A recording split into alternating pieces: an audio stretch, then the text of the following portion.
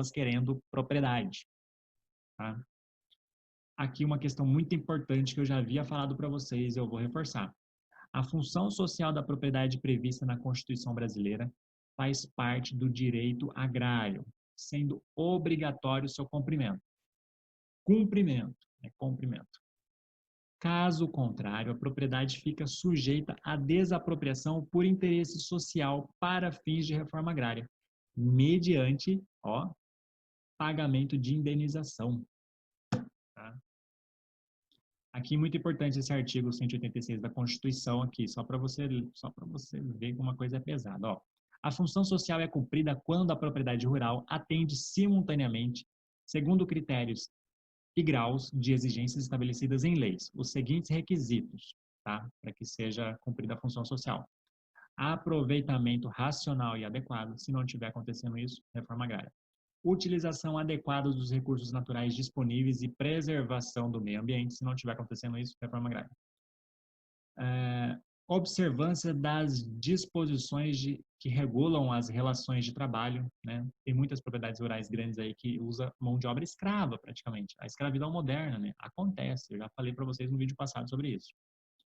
E exploração que favoreça o bem-estar dos proprietários e dos trabalhadores, certo?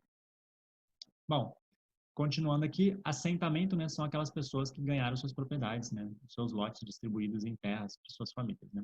Contudo, a reforma agrária somente concretiza de fato quando a população assentada não apenas tem o direito de seu uso e propriedade, mas conseguem sobreviver em condições de dignidade.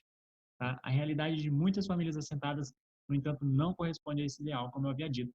Cara, eu já visitei assentamentos de pessoas que ficaram 7 anos, né, acampadas, 7 anos na estrada acampada, ganharam a propriedade, ficaram mais 5 anos na propriedade lá, sem luz, sem água, pegando água do córrego, sem luz. E hoje em dia conseguem sobreviver minimamente ali por conta também dos próprios municípios que tomam conta normalmente, né? Os municípios que dão essa assistência técnica para as pessoas, né? Como, por exemplo, com tratores e tal. A propriedade que eu visitei, no entanto, era uma senhora que morava lá, ela morava sozinha, tá? O marido dela, sei lá o que aconteceu com ele, abandonou ela. E ela morava naquela propriedade rural de 5 hectares, se eu não me engano. 7 hectares, lembrei. Era 7 hectares. E ela produzia lá coisas básicas, amendoim, feijão. Ela plantava sozinha, uma senhora mesmo. Ela criou os filhos dela todo ali na propriedade, né? Eles foram estudar na cidade e tal, e ela continuou lá. E os filhos meio que saíram do campo, né? Não quiseram seguir, né, o que a mãe passou, né? Todo aquele perrengue. Mas, basicamente é isso. Então, tomem cuidado, né? Quando a gente falar sobre questões agrárias, tá? A produção agropecuária brasileira, né, a gente vê que somos um dos maiores produtores e exportadores mundiais, né, de produtos agropecuários. É muito importante para o nosso PIB, né, para a composição. O nosso ranking aqui de exportação, né, açúcar, primeiro lugar no mundo, o Brasil é um dos maiores produtores de açúcar do mundo. Terceiro lugar no mundo em aves, primeiro lugar do mundo em café, né? Nosso café não é o mais caro, mas é um café que é o mais exportado, né? Cana-de-açúcar para o etanol, né? Carne bovina, carne suína, sendo em primeiro lugar, acho que os Estados Unidos de produção de carne, né? Em segundo lugar já o Brasil. Carne suína é o Brasil, primeiro lugar, milho, soja, suco de laranja, tabaco, tudo em primeiro lugar, né? Ah, não. Isso aqui é exportação, né? Mundial. Posição mundial. De exportação. Agora, produção, posição mundial, não, já cai um pouco, né? É porque tem outros países que produzem mais, mas o nosso produz não tão tanto quanto esses, mas exporta muito mais, beleza? E por aí vai, né? Eu acho que agora a gente finalizou. Os principais destinos, né, das nossas exportações, né? China. Cara, a China é a principal parceira comercial do Brasil. Não podemos entrar em treta com esses caras, mano. Olha só, 22% de todas as nossas exportações é para a China, enquanto os Estados Unidos absorve apenas 7%. Quer ficar amigo do Trump? Beleza. Mas ele está importando só 7% e está diminuindo muito mais, né? Agora a China, 22%. Tá? Continuando aqui, a gente vê alguns mapas, né, das principais produções brasileiras, né? A soja e na região que está concentrada, né? A gente vê que o centro-oeste, parte do sul também, né? E uma pequena parte aqui da região nordeste, que é uma área de transição aqui entre a mata, né, amazônica e o sertão. Aqui o café, né, a produção de café, onde se concentra basicamente no Sudeste e partes do Centro-Oeste. Produção de cana, né, praticamente todo o território Sudeste e Centro-Oeste, e muita parte do Nordeste, né, tradicional, desde o período colonial, né, plantando cana lá. E aqui o milho, né, em todas as regiões que são cultivadas. Grande parte. Você vê que o Centro-Oeste, né, sempre está em todas, né? O Centro-Oeste é um grande celeiro mesmo. E o Sul também, determinados gêneros alimentícios. Algodão concentrado muito mais na região Centro-Oeste, né? E poucas no Nordeste. E produção de feijão, né, praticamente espalhado no Brasil todo também, tá?